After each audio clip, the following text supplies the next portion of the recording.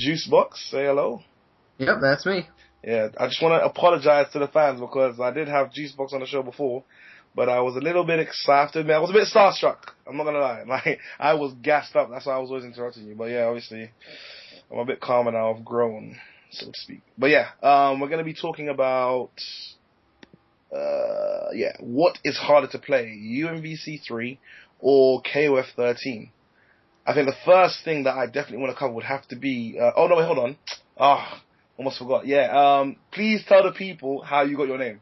I love this story. I actually love this story. Oh, the story. Yeah, Okay. yeah. You need to tell it. Oh, okay. Going here. Right. So here's how it works.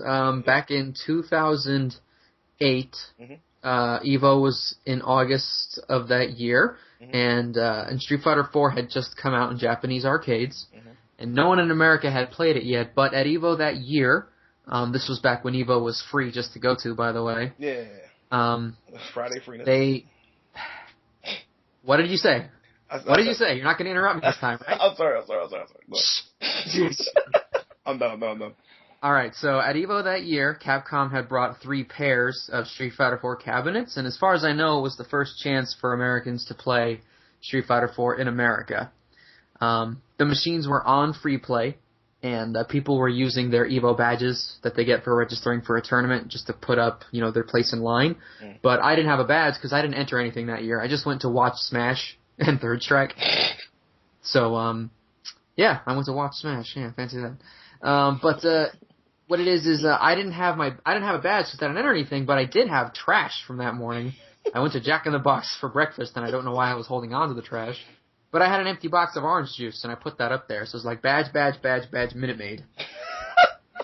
And so, Minute Maid juice. Oh, yes. Like, the thing is, that in and of itself wouldn't really mean much, but what it came down to was there was a win streak cap of 7, and I hit it a few times because I was watching videos over the past couple months. I was getting really hyped for Street Fighter 4. I was really excited to see what I could do, and I had already known some of the basic Ryu stuff, and after a couple of matches I learned a couple basic combos that I kept using, and I also knew some able stuff like command grab, and like I punished Blanca Ball with an Ultra 1 on that day. That was pretty cool. Yes. So, like, the thing is I sort of knew what I was doing, and I started to make the rounds, and some guy noticed. And when it was my turn, I wasn't standing at that machine. I was watching one of the other ones. Somebody said, "Hey, who's the Juicebox?" And I said, "You know what? I'm just gonna hold on to that one." I like that. My phone's going crazy. Let me just put this on silent. Sorry. All right. So, fantastic story. Juicebox, you heard it first. You heard it here first, Spring Hansel. Now we're going to go straight into it. The first thing I want to cover is people's misconceptions on both UMVC3 and KO13. Because I think, when I talk to people, they either say UMVC3 is easy, and that's due to the whole ABC, being able to chain from, ABC, comboing is easier than most games, and then obviously KOF being hard.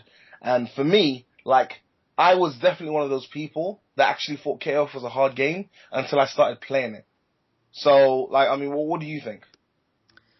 Well, it depends on who we're talking about, because the thing is they're both right, but they're also both wrong. Here's how it works. At low levels of play, Marvel is easy, KOF is hard. Okay, yeah. If you put time into the game and you practice and the execution is no longer a problem to do basic functions, then Marvel becomes hard, and KOF, it depends.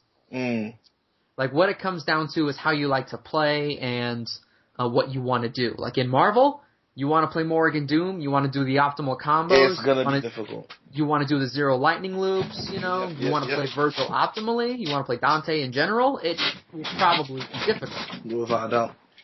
Maybe not difficult just to do teleport, Helmbreaker all day, but it is difficult to do his optimal combos where you build like 2 bars before you spend the one, but KOF13, you have to do the whole half circle twice. No way around it. But once you can do the whole half circle twice, then Clark becomes a lot more fun to play. And you can learn how to buffer that double half circle into a run or from a jump or what have you, or how to combo into it from various things, like a normal, close C, double half circle back. Can you do that quickly? Because if you can, wow, Clark becomes good.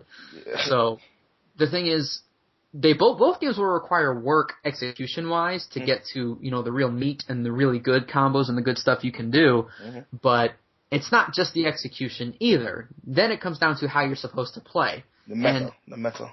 Right, and at low level, Marvel, again, is easy. And at upper level, Marvel becomes very matchup based. And it becomes, okay, he's got a Doom assist. So do I have a way of clearing missiles, or do I need to wait? Or do I need to try to bait that assist and beat Doom really fast? Does he have a Rocket Raccoon assist? Do I have something that hits that low? Will I just be blocking midair all day? Will that be advisable if he's playing Chris on point with Rocket Raccoon in the back? And I can get air from him. That just sounds horrible. It does. What am I going to do? So you have to consider their point, their assists, what you'll do against their point, what you'll do against their point with an assist active, what you will do to try to bait that assist, if you're trying to beat the assist or if you want to snap it in, or both. How much meter you build for your combos and where this all, flows into the strategy. That's all difficult. But KOF13 is one-on-one, and it's rather... Yeah. It all comes down to spacing. Now, spacing as a general concept, I've noticed a lot of people don't understand at a low and intermediate level. I'm just talking at a low and intermediate level. There's plenty of, tournament players who get it, because you kind of have to. Yeah, well, But, once you get to the good part of KOF13, the real meat of it, and the close range mix-up and all the options, and the mid-screen Yomi going on, where you're trying to guess if Yomi. Pop and, trying to figure out where they're going to go, and you put an attack in the right spot to prevent that, or to get some offense going. That is hard in a different way. That's more mentally hard, less executionally hard. Like, assuming you're at that level where you have to play like that, hopping should not be a problem. Doing double half circle back at that point should not be a problem. If hopping and half circles are still a problem, then you're at the KOF is very, very hard phase. Yeah. Once you get past that hurdle and once you are able to do those things on command when you want, then it becomes more of a mental game, and the difficulty of KOF 13 really has to do with what character knowledge you lack and what kind of player you are. If you're put in a situation where you have to make reads, are you the sort of player that likes to force your opponent to make reads on your offense, or would you prefer to try to read your opponent's approach and play defensively? And, both ways can work. And in Marvel, there's just a bunch of crap on the screen all the time. I know.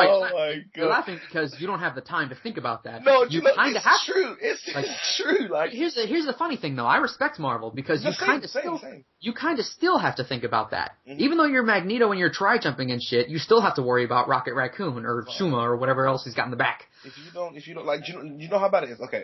Shout outs to C4IQ. He said you know what? He doesn't even play with the in-game music. Do you want to know why? Why? To listen out for Doom missiles.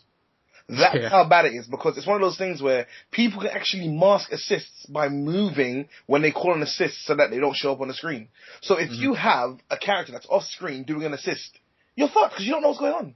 You actually have no idea what's going on. You have to be fully aware of your surroundings when playing Marvel. And that's one of those things that I just cannot comprehend, because how am I supposed to know, or how am I supposed to comprehend an attack coming from off the screen when I didn't even realize the assist even came out? It's like, if someone calls an assist and moves extremely quickly, you know what I mean? It's difficult. I mean, I can answer that. It depends on their character and how mobile they are. Like, let's say it's Magneto and they want to call Doom, right? The basic way of doing it is you call Doom and then you super jump. Yeah. If you do that quickly enough, you are sort of off the screen when Doom appears. And the only telltale sign that Doom is coming out is the sound. Yeah. But depending on the character, you might be able to, teleport behind me and call the assist or whatever. And then somebody's attention is split in two different spots. And if they hesitate long enough, of course, you'll get them on a low or a throw mix-up, you know what I'm saying? So, I mean, it's possible, but it requires a lot of mental focus. I highly respect top-level Marvel players because there's so much crap going on. It's really hard to actually have the ability to make reads and do things cleanly in that game. It's so true. Like, I have to respect Marvel players on the whole, because that game is too difficult to read. Like, okay, I mean, the next topic I wanted to go into is the similarities and differences between both games. Because for me, like, I actually dropped Marvel to play KOF, and I'm telling you, it was like a breath of fresh air.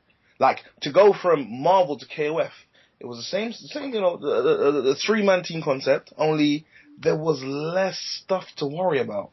I didn't have to worry about assists. I didn't have to worry about teleports. It was just me versus the opponent.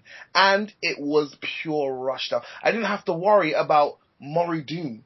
Like, I'm telling you this right now, Mori Doom makes me dislike Marvel. Like, she pins you down. You can't move. You have to wait until she's done. You have to wait until Astral Vision is over, or you have to have some sort of contingency to stop her from doing what she's doing. Otherwise, you have to block. And for me, I hate when someone can dictate how I play. In KOF, that's only possible if someone's rushing you down. No one can dictate how you play with zoning, because you have a dodge. There's no way zoning can pin you down to the point where you actually have to block and stay there blocking. No. That doesn't happen in KOF. You need to rush down. That game is pure rush down. And that's why I love it. Yeah? Andrew. Yeah. Yes, that's true. Just in case I win. Yeah, I like that. Yeah, go on. Yes, that's true. But, like, what both games eventually come down to is speed. Yes. You know, both games are fast and both games require quick thinking. The difference is let's put it this way. In Marvel, it's easy for you to create your own mix-ups, and it's easy for you to, and it's going to be much easier for you to convert them. Mm-hmm. And if your mix-ups fail, usually it only takes 5 minutes in training mode to know how to turn that failed mix-up into another mix-up or something. Mm-hmm. Okay. Obviously, the neutral game is a different beast, and I won't go into that. Mm-hmm. Obviously, it's very deep, but they're both fast-paced games with a deep neutral game. The difference between Marvel and KOF, should I say the difference between them, even though they have those similarities, is that KOF's neutral game and close-range mix-ups are all very confined instances. Okay? Like, for example, let's say you throw a fireball in KOF. If I super jump the moment before you throw it, I'm going to punish you. Mm-hmm. Okay? But it has to be the moment before you throw it, depending on what fireball strength it is and things. I could also roll at you just the moment before you throw it, and then I'll recover before you recover from your fireball. I have to make those sorts of reads, but it's a clean read. If I roll before you throw that fireball, there's only one thing you can possibly do that will get you punished, and that is throw the fireball. Yeah. If you don't throw that fireball, then I just rolled at you for no reason, and the way rolls are designed, and the way the speed of the game is, and the way rolls are slower than everything else, you should have the reaction time to punish that roll and say, I didn't throw that fireball, bad read, 10 points you can bet. They're Harry Potter references. You know?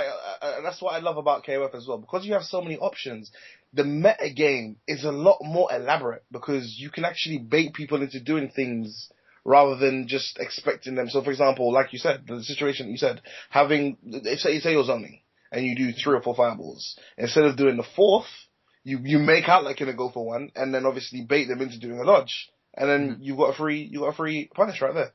So now, that works in other fighting games. Like that what you said works in Street Fighter. I could throw 3 Hadoukens and then stop on the 4th and get an uppercut.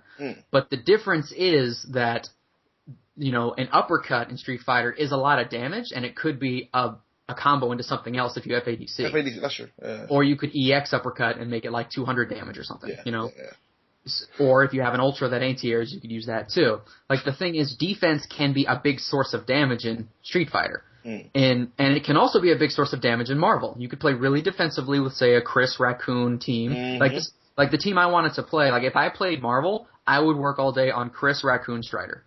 Oh, that sounds dirty. Because Raccoon and Strider say, stay on the fucking ground. Yep. Yeah, would you use the ground and I'm Chris, you don't want to be on the ground either. I'm throwing flame grenades, I'm doing medium gunfire. The entire point of that team is, if Chris is alive, you're fucked. Yep. That's and then Rocket Raccoon and Strider are both like tricky, crazy ass anchors that have some slight synergy with each other. They do. Yeah, at least, but without getting too far into that, like I would like to play that, you know, that sort of game in Marvel. But back to KOF. Like, when it comes to offense and defense and reward, like, you can throw fireballs all day, but if they land one jump in, they're going to get all that damage back, and probably more. And your ability to score damage on defense is only if you spend a lot of meter, and you usually need to be waiting for something like that. Like, a good example is like with King. If I don't have a bar, my best anti-air is just a hard punch or a hard kick. Really? I don't get anything better if I don't have a bar. If I do have a bar, though, I can anti-air you with an EX Trap Shot or a Surprise Rose. If I have 2 bars, I can go to EX Surprise Rose and get a little over 300 damage. 300 damage when you have 1,000 life, that's nothing to shake a stick at. But I have to spend 2 bars. Where did I get those bars from, you know? Either she's second or third on my team, or I had to earn that meter somehow.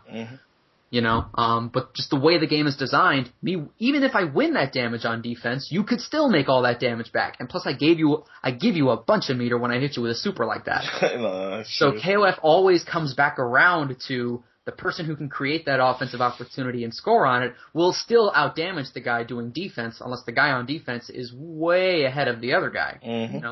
Now in Marvel you can create damage on defense, but it's based on certain characters, and then it becomes matchup dependent, and then there's weaknesses in it, and then what if they snap in this guy and your whole strategy falls apart? Like, there is, depth and strategy to it, but it's like a puzzle. If you take one piece out, it's suddenly incomplete. You can take something away from a KOF character, and they can still play functionally. You know what I'm saying? Yeah, I hear that. So, that's where I'd say the similarities are. Yeah, no, that was good. Now, I think you covered this briefly with C4, but because for me, like, I don't really understand why. Why is UMVC hype but KOF isn't? Like, I'm not saying KOF isn't hype. I'm just saying, don't you think the better game deserves more hype? Because I mean, like, essentially, like, I know it's down to preference, but realistically, for a tournament fighter, wouldn't KOF be better to play and watch? Well, it depends on the audience, really. Like, here's the thing. When you say KOF is better to play and watch, that's because you understand the systems are awesome. And it's because you understand that at the end of a KOF match, the results are meaningful. Yeah. And you know that when there's hype shit going on the screen, it's because somebody earned that hype shit. Yeah. And, even if you're not experienced with KOF13, the people watch the KOF13 finals, from 2 years ago, Mad KOF and Bala, from last year, Reynald and Wu, and they're like, wow, this game is really good, and look at the give and take from these two equally skilled players, and they see it, and they don't understand completely what's going on, but they feel the hype. But they don't feel the hype as much as Marvel, and hype, finger quotes hype, really comes down to flashy shit on the screen, okay? That's really what it comes down to for the majority of people watching fighting games. It sucks, but it's true. But that's why, I want to educate people about KOF. Because once they know what you and I know, then they can look at a Benimaru jumping in, doing down hard kicking and landing, understand more about that, and be like, wow, he earned that command grab. Trust me. What a terribly mistimed anti-air from the other guy. Just sitting there doing nothing. Really bad, no way. Compare that to, say, Rufus doing jump fierce and jump dive kick. It's a very similar mix-up, but the difference is it's Rufus, and we're tired of him winning because it's just in Wong. Exactly. You know what I mean? I don't want to see that anymore. Come on. Seen it already. Yeah, and the thing is, even if, but that's the thing. If you understand KOF13, how do you get hit with that?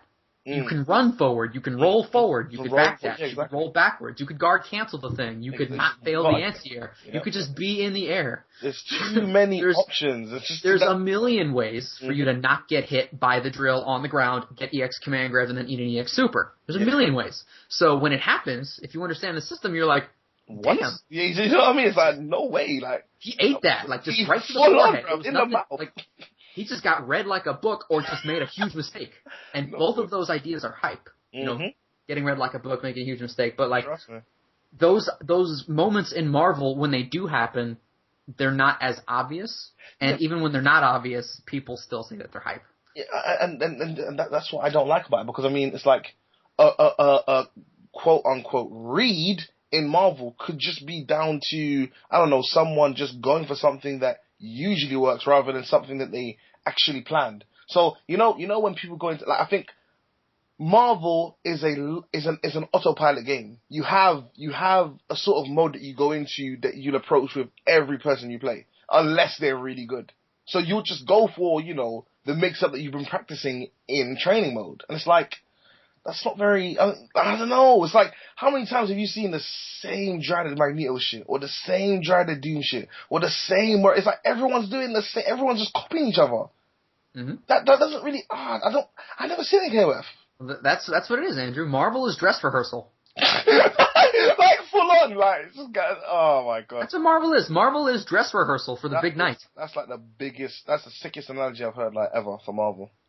You listen. Practice and you practice your lines and you practice your lines, and then Evo rolls around, you go on stage, and you just choke, belt out the song. Yeah. I feel pretty and witty, and yeah, and all of a sudden Dormammu wins. Oh my god, no way.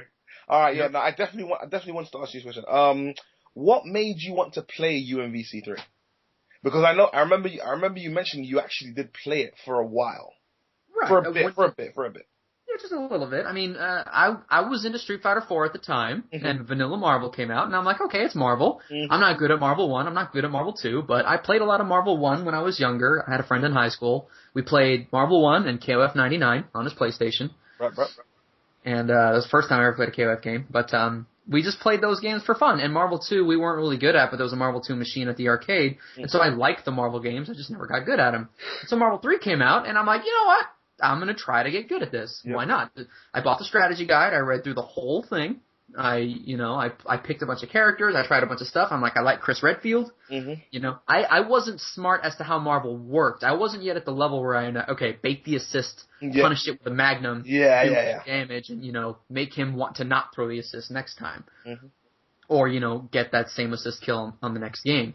I wasn't at that level yet, so I was sort of just playing Street Fighter a little faster. Yeah. But, but I'm pretty good at Street Fighter, so it was working moderately well for me within the local Arizona scene. But, then Ultimate came out. I was actually practicing really, really hard. He streams the tournaments over in Arizona, Team Hazmat, Angelic and such. Oh, so I was staying over at his house many, many nights a week in a row to practice that game, because he was going in on it. He was learning his Trish Amaterasu. I was learning Chris Deadpool. No way. Deadpool. Dead Z. I was learning all that stuff, and so I was saying, maybe I'll try to be good at this game. And then Ultimate came out, and people started to separate themselves from me, and I realized I wasn't in the right mindset to do it. Ultimate Marvel, ultimately, one analogy is dress rehearsal. Another analogy is it's like a card game. You have to build a deck, and you got to stack it. Yeah. But the thing is, even when you draw the right cards, you can still make the wrong plays. But sometimes, just based on the strength of your deck, you can win that way too. So, there's lots of different ways in a card game for you to win and for you to lose, and Marvel reminds me a lot like that. You build a powerful deck, but then you have to not make mistakes. But depending on the opponent, you can make certain amounts of mistakes, yada yada. Straight up Magic the Gathering, man. Straight up, that's Marvel. Even that, So, I like creativity in Marvel. I like that you can make more or less your own combos, and there's lots of stuff we haven't discovered yet, but I'm not a very creative player, and when I play a game, I try to make as many reads as is possible, and I try to, maximize my efficiency, and the thing is, my efficiency would always come from some other source. I would see, oh, that's a better Chris combo than I'm using, oh, that's a better assist for Chris than I'm using, and it got to the point where I realized I don't have any ability to create new functional strategies, because I was a Marvel player. Okay. And I said, I'm not a Marvel player. I'm just sort of, copying other people and still playing Fighter, but in a Marvel-y way. And I said, you know what, this game isn't going to be for me. I said that after Ultimate came out, though. I bought the Ultimate guide, and that was even better written. It was. Shout out to Brady's really excellent guide. really, really excellent. I cannot stress it. Read that shit. But at that point, I said, you know what, I'm good with Street Fighter for now. Until KOF came out. See, to be fair, you actually covered why you stopped playing UMVC, so I don't really need to ask you that. I want to ask you, what made you want to? Oh no, I think you covered that in C4IQ show actually. Because I remember hearing a story about you seeing King. King was the first SNK character I ever saw when I was a kid. Yeah. But I didn't know what SNK was, and I didn't know who King was. And I didn't know what game. How the first. You have those memories of your first couple video games as a child. Oh yeah, without a doubt. Those games stick with you. I just remember, because my parents were divorced. I visited my father. He lived in Phoenix, Arizona. And I remember we went to an arcade, because he knows I like games. And I just remember seeing this character wearing a suit say, "Come on, baby." And I'm like, who's that? Who is that? I remember. Who's that cool dude wearing the suit? And it wasn't even a dude, And it wasn't even a dude. And I learned later that it was King, and it was KOF95. That I saw. So, I after playing 13 for a little while, I'm like, hey, wait a minute. This is that character. Holy shit. That nostalgia came back, just flooding in. But at the same time, I picked King because I heard she's got a good projectile game, and I think she's pretty. I like the way she looks. I like the way she plays, and it turns out I also just happen to, Be really that also just happens to be the first SNK character I ever liked and ever saw in the first place. So, that's how I picked her. That's fate, man. That's fate. That's what it is. You and King were just meant to be. I guess. Meant to be. Sure thing, Andrew.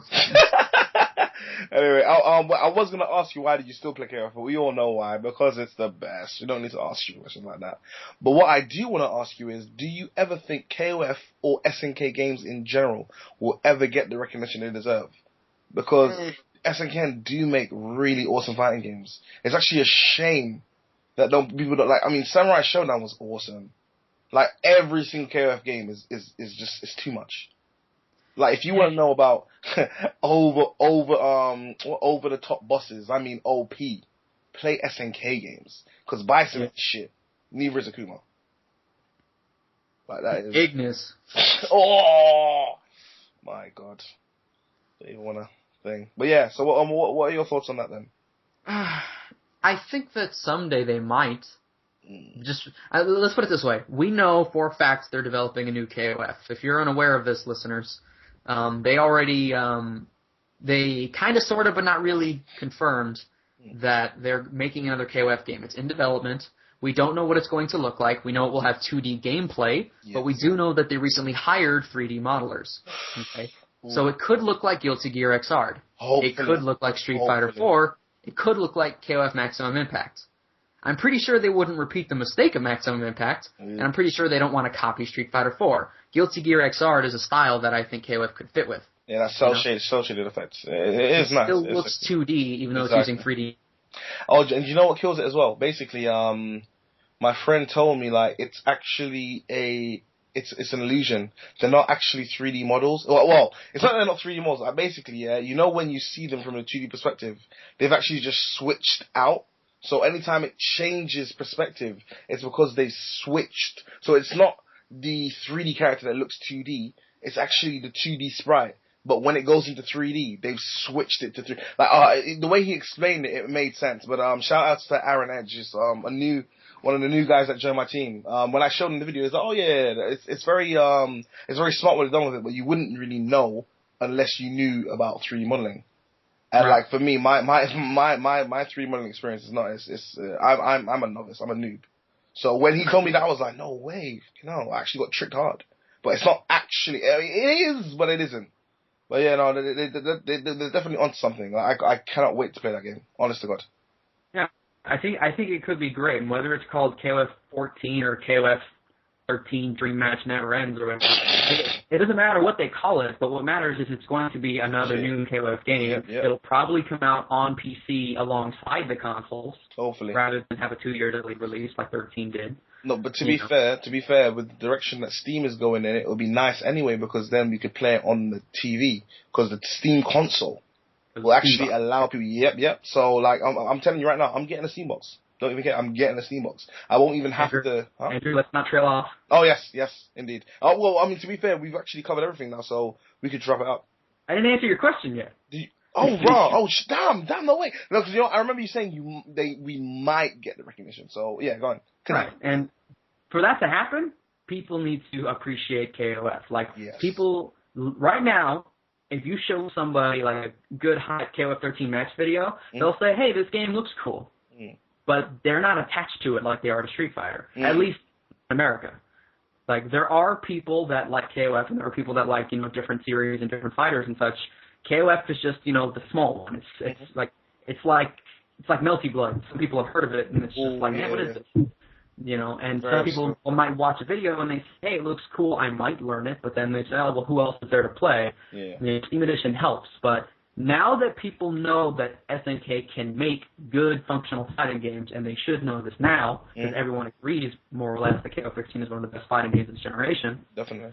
Then when they make another fighting game, it will have a different recognition. They're going to make 14. It's going to come out on PC the same time it comes out on Xbox One and PlayStation 4. I'm just spitballing. I don't know these things. These are rumors. Don't take what I'm saying as truth. Don't be fucking stupid. But My assumption is it's going to come out on the modern consoles and PC at the same time. It's going to have the new good netcode that 13 has, or an improved version of that. And it's going to have the things that 13 didn't have that they know they need to market to sell their fighting games. And the people that knew 13 was good, but perhaps didn't like it for some reason, can go to 14, with eyes unclouded. Yep. And they just look at the game and say, well, this is a new game, and we can try this one. I don't know what it is with this new games, but all of a sudden it's like, oh, God, new game? I guess I'll try that one instead of already proven good game that's out right now, but I digress. The next KOF game could be that for the series, but, until then, I will just continue on playing 13 and trying to make people see that 13 is a game worth playing right now. And you're doing a fantastic job, because I'm definitely a believer. I literally got, when I got into KOF, I started watching your streams religiously. That is not a joke. You do your thing. So, I think we can end it there. I mean, lastly was KOF is the best. We know this. Everyone knows this. So, just to put it out there, KOF is the best. This has been another Frame Cancel podcast. And Juicebox, you've been awesome. I think I did alright. I did interrupt you a couple of times. I do remember. You did that. I definitely did. But yeah, I'm gonna get to uploading this now. So yeah, thank you interwebs for listening. See you guys later. Yeah, later.